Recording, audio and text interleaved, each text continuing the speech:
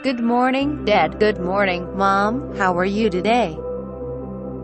Have a good day. I love you so much. Did you have a good breakfast?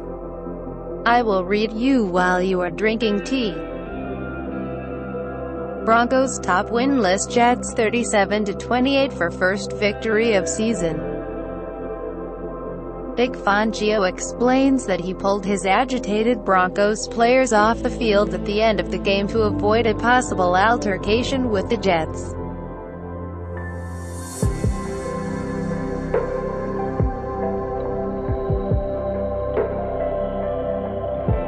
And down East Rutherford, NJ, it was sloppy and downright ugly at times. It was a victory, though, and Vic Fangio and the Denver Broncos are relieved to finally get one no matter how it looked. Melvin Gordon sealed the Denver Broncos' first win of the season with a 43-yard touchdown run with 1:48 remaining. And the defense made just enough plays in the fourth quarter to beat the bumbling and still winless New York Jets 37-28 on Thursday night. Winning has cured more ills than penicillin, said Fangio, who was feeling the heat along with his team while facing the prospect of a second straight 0-4 start. But the Broncos, 1-3, came out on top in a penalty-filled but strangely entertaining game between two of the NFL's worst teams. It just makes you hungry for the next win, said Bradley Chubb, who had 2.5 of Denver's 6 sacks. And this one swung with a late mistake by New York's defense, which was plagued by bad plays all night. On 3rd and 6 and the Jets leading by 1 in the fourth quarter, Quinnen Williams sacked Brett Rypien but grabbed the quarterback's helmet and prolonged the drive. 7 plays later, Brandon McManus kicked a 53-yard field goal to give Denver 30-28 lead with 3:08 remaining. The Jets couldn't do anything on their next possession, and Sam Darnold was sacked by Chubb on 4th and 3 at the 2-minute warning. Gordon ended New York's chances with his long rumble that sent the Jets to consecutive 0-4 starts for the first time in franchise history. The heat on coach Adam Gase's seat will surely be turned up after this latest embarrassment, but no coaching change is imminent. New York was penalized 11 times, including 6 personal fouls. We had multiple chances to get off the field, Gase said. We beat ourselves. The penalties are just they're brutal.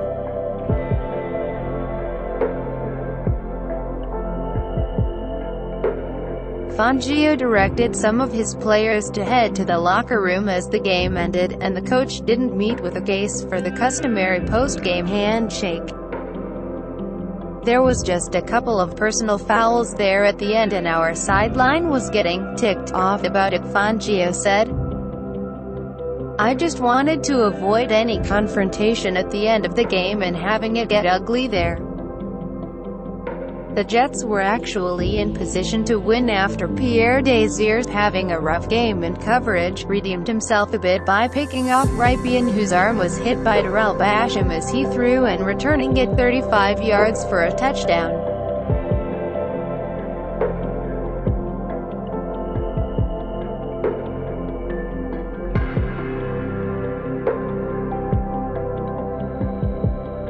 Darnold's pass into the end zone on the 2-point try was incomplete, leaving the Jets trailing 27-25 with 10:45 remaining.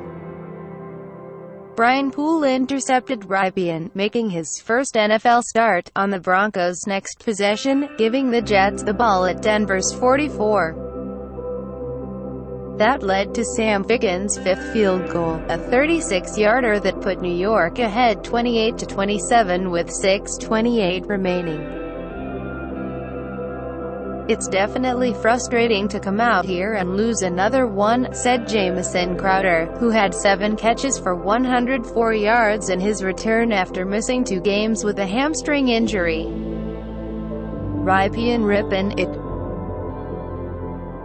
Rypien, the nephew of 1992 Super Bowl MVP Mark Rypien, became the first quarterback to win his first start with 3 interceptions since San Francisco's Jim Druckenmiller beat the St. Louis Rams 15-12.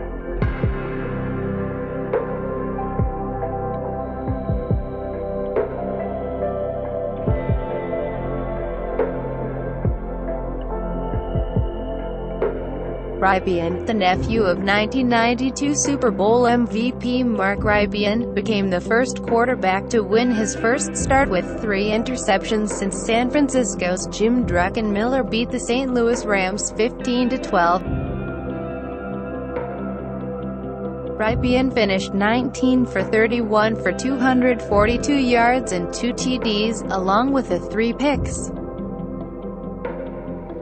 Rypien put the Broncos on top 10-7 in the second quarter with a 48-yard throw to Jerry Jeudy.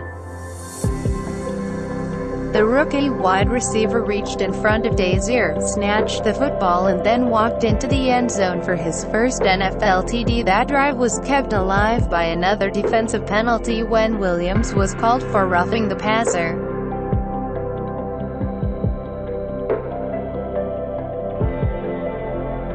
Well, it was up and down, Fangio said of Rypien's night, declining to commit to him starting the next game. I thought there was some good things. We hit some big plays, which is always important. Throwing 3 interceptions, you're not going to win many times in this league.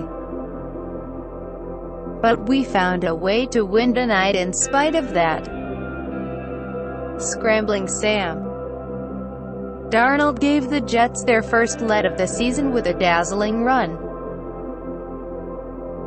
He wriggled out of a sock attempt by Alexander Johnson, took off up the middle, sidestepped Justin Simmons' tackle try and charged downfield. Kareem Jackson looked as if he thought Darnold was going to slide, but the quarterback stayed on his feet, faked Jackson and avoided another diving tackle attempt for a 46-yard touchdown that put New York up 7-0. Darnold, whose run was the longest by a quarterback this season, flipped the ball over his shoulder and his teammates mobbed him. Darnold scare. Late in the first quarter, Darnold tried to avoid the rush and was slammed to the ground onto his right shoulder by Johnson, who didn't let the quarterback get past him this time. Darnold handed off on the next play, then headed to the sideline and into the locker room as the Jets and their fans watching on TV at home held their breath. Joe Flacco, in his first game as New York's backup, took over. Darnold came back early in the second quarter on the Jets' next series and was promptly sacked again. He finished 23 of 42 for 230 yards, and had 84 yards rushing. "We'll take it day by day," Darnold said of his shoulder. "We'll know more tomorrow." Stats sheet. Gordon, who also had 1-yard touchdown plunge late in the opening half to give Denver a 17-10 lead, finished with 107 yards on 23 carries. Tim Patrick had 6 catches for 113 yards, including a 6-yard touchdown that put Denver up 24-16 in the third quarter. Injuries.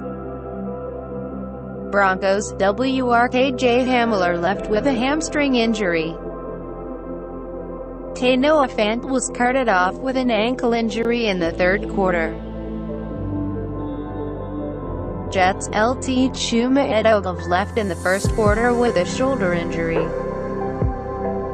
He started for Mekhi Becton, who was questionable with a shoulder injury. Becton replaced Edoga, but also had to leave and was replaced by Connor McDermott. CB Bless Austin, calf, and WR Lawrence Cager, hamstring, also left with injuries. And before I leave, do not forget the article link below the video, if you want to read it but do not strain your eyes too much. We have agreed. I love you, I'll see you later.